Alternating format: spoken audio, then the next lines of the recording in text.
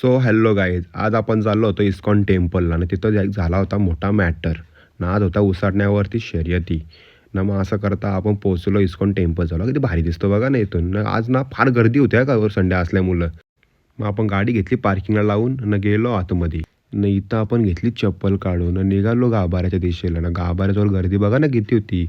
न त्यात बाबा सांगतो का बोलता आतमध्ये जा, आतमध्ये बोलतो. मला थांब बाबा श्वास तर घेऊ दे, एवढी गर्दी आहे. ना आलो मग इथं पण वरती ना वरतून एवढा भारी व्ह्यू येत होता ना. ना खाली बाबाचं प्रवचन चालू होतं.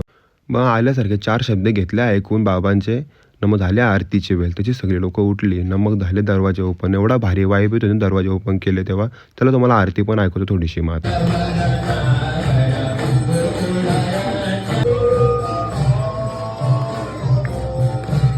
ना बाबाच्या बासुरीमधले सूर ऐकून आपण घेतले दर्शन करून ना आलो बाहेर. नाही त्यांचा छोटासा स्टॉल आहे.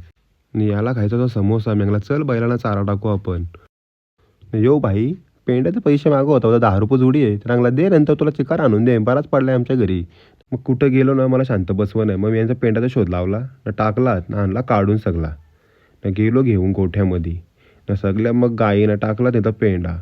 भाई आमचा नाद करत होता, पेंड्याचे पैसे मागत होता आमच्याकडून. निघालो बाहेर. ही लाईन आहे ना महाप्रसादाचा लाभ घेण्यासाठी लागली होती का. आणि हे ते जागा बाबा ज्यांचं आज प्रवचन होतं, मस्त प्रवचन दिला ते. मग आपण निघालो बाहेर ना. बाहेर तर खरा मॅटर झाला होता बघा आता कसा तो. मुझे मुझे दे रहे हो चाबी, इतना बड़ा गाड़ी ऐसे लेके आ गया।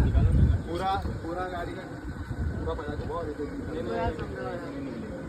नहीं लगेगा जो गाड़ी इधर देखो, इधर बहुत एक आदमी को बुला उधर और पुश करने को बोलो ना. आपण बसलो गाडीमध्ये ना. मॅटर असा झाला होता का त्यांच्या माणसाने आहे ना ती बसला टेम्पो लावली होती. ड्रायव्हर नवीन होता ना. मग आपल्याला समस्या करायला आवडते. मग दिली त्याची टेम्पो काढून तर निघालो आपण घरी. चला भेटू पुढच्या ब्लॉगमध्ये मग आता.